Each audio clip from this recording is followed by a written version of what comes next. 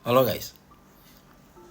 Kita sering mendengar pejabat-pejabat kita berkomentar atau memberikan statement di media sosial yang kelihatannya seperti seenak perutnya, seperti nggak masuk akal gitu ya, dan seperti selalu di luar nalar kita dan seperti tidak berpihak kepada rakyat.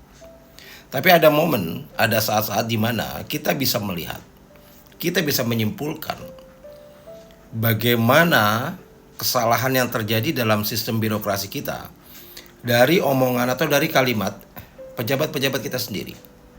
Contohnya adalah seperti yang dilakukan oleh Kepala BNPB, Letjen Suharyanto. Pada tanggal 28 November 2025 ini, terkait dengan bencana Sumatera, di tengah berita setelah ratusan orang terkubur hidup-hidup, ratusan orang lagi belum ditemukan, jalan lintas Sumatera terputus total, banjir luar biasa, banjir kayu gelondongan. Kepala BNPB membuat pers conference dan mengatakan bahwa ya memang terlihat mencekam di media sosial katanya. Dan setelah kami cek, ternyata sudah gak hujan lagi dan keadaan sudah mulai membaik. Kurang lebih begitulah. Jadi menurutnya ini cuma mencekam di media sosial saja. Cuma efek media sosial. Sampai kemudian tanggal 30 November dia datang langsung ke Tapanuli Selatan. Turun dari helikopter, melihat lautan lumpur yang setinggi atap, mencium bau mayat yang ditemukan, melihat, mendengar rakyat yang menjerit ketakutan, histeris mencari saudaranya yang hilang. Kemudian dia berkata, "Saya tidak menyangka sebesar ini. Maafkan saya Pak Bupati." Kurang lebih begini ngomongnya, seperti ini. Ya, disinilah kita bisa melihat mentalitas para pejabat kita.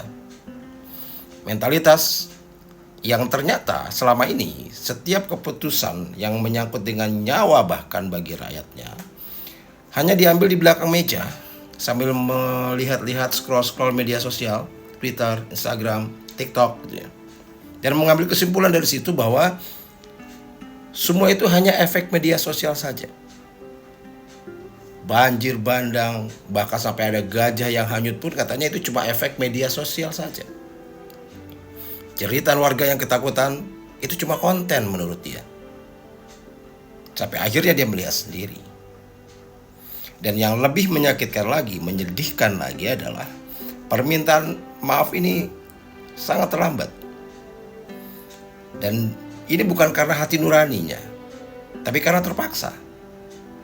Dia terpaksa datang ke lokasi ya karena tekanan publik.